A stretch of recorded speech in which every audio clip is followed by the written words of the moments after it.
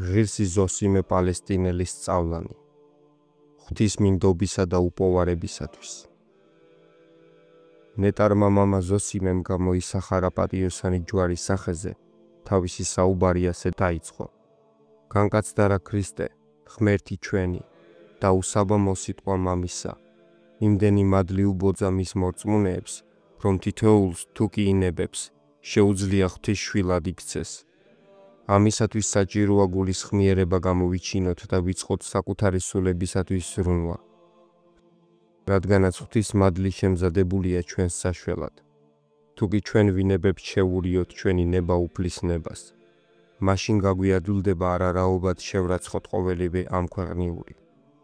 ამის შემდეგ ნეტარმა აბამ ხელში აიღო თივის წველა და თქვა: ამ უმნიშვნელო რამისთვის, რომელიც კვადყოფელი ატეხავს შფოთსა და ცილობას, ანუ ავის ქმნასა და კამათს, ან ვინ იქნება ამის გამო მწუხარე, იმის გარდა ვისაც გონი აქვს დაკარგული.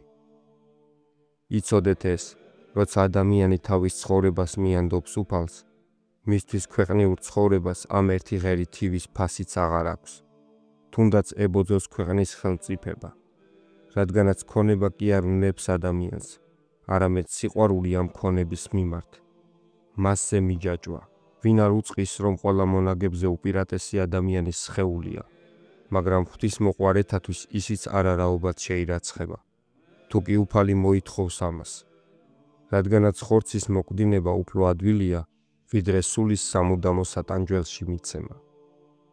ამასთან დაკავშირებით ნეტარმა მამამ გაიხსენა ერთი ძმა, რომელსაც ჰქონდა კარგად მოვლილი ბოსტანი მხალით. მონასტრის მამათაგან ერთმა ბერმა გადაწყვიტა მისი გამოცდა, რადგანაც ეჭვი შეეპარა ბოსტნის პატრონობამ და მოვლამ ხომ არ გაიტაცა იგი და სული ხომ არ დაავიწყდაო. თუ ეს შრომა და გარჯა არარაობაო, როგორც ყოველი ქვეყნიური, ამიტომ დაიწყო შემომჩნევლად ბოსტნის გაჩანაგება. თან ჩუმად უთვალთვალებდა ბერს.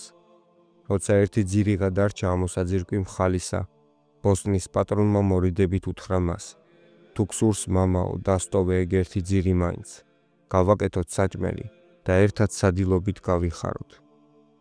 მაშინ მიხვდა ბერი, რომ ბოსტნის პატრონი ჭეშმარიტად ღვთისმონა იყო და არა მხალისა, ქვეყნიური საფასისა, და ამიტომაც უთხრა: ღვთის სულს შენში დაუვანებია ძმაო.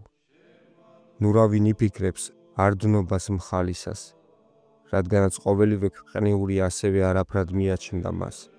მარტო მხალის არარაობად მიჩნევას კი ნუ დაინახავთ, არამედ იცოდეთ, რომ მხლის გარდა არაფერი გააჩნდა ამ ქვეყნად და ისიც ადვილად უარყო.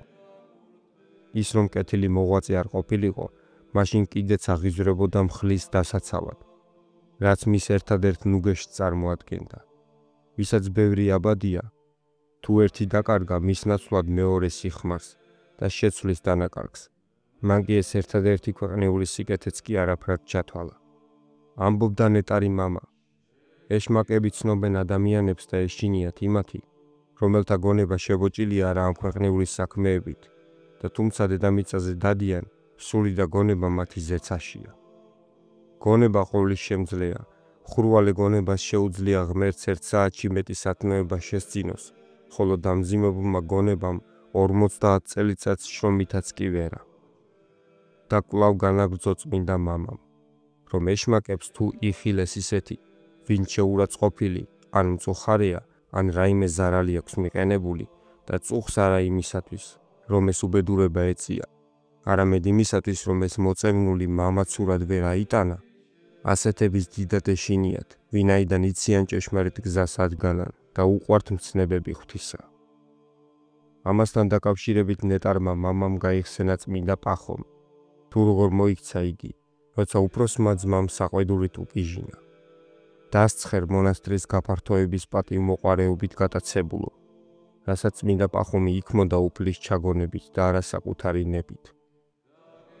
ამის საპასუხო წმინდა მამამ არაფერი უთხრა საწინააღმდეგო, მაგრამ როცა შემწუხდა, შევიდა იგი პატარა სენაკში და იწყო ტირილი და ღვთის მიმართ ლოცვა: უფალო შემიწყალე რამე თუ ვინ სულით აკვდინებს ხორციელ საქმეებს, ცხონდება, შემიწყალე მე უფალო, რათა არ დავიღუპო. უკვე თუ შენ არ შემეწევი ეშმაკი დამძლევს მე და ერთ წუთში შევიქმნები მისი მონა. რადგანაც ვინც მთელ რჯულს იცავს და ერთში შესწოდავს, იგი ყველაფერში დამნაშავე ხდება. ასევე მწამს, თუ შემეწევა შენი წყალობა, ვისწავლი შენს წმინდა გზაზე სვლას, იმ გზაზე, რომელზედაც შეარცხვინეს მტერი ოდესღაც. სხვაგვარად როგორ გავასწავლი სხვას, რომელსაც მოუწოდებ ჩემთან ერთად ცხოვრების გზის გატარებას, თუ ჯერ არ გავიმარჯვებ ჩემს თავზე და მტერზე, თუ კი არ ვძლებ ნებებს. ასეთ ლოცვაში გაატარა მთელი ღამე და როცა ინათლა, ის ადგილის, სადაც ლოცულობდა, ქცეულიყო თიხად და ტალახად და დასძინა ამაზე აბაზოს იმემ. განა ამდენ ცრემლს დაღვრიდა, ღმერთს რომ არ მიენიჭებინა კეთილი მისი გონებისათვის. მე მწამს, რომ იმ ღამეს უფალმა მას უბოძა ყოველი, რაც კი სთხოვა, ვინაიდან ყოველგვარი ქვეყნიური ვნება მასში უკვე ჩამყდარი იყო.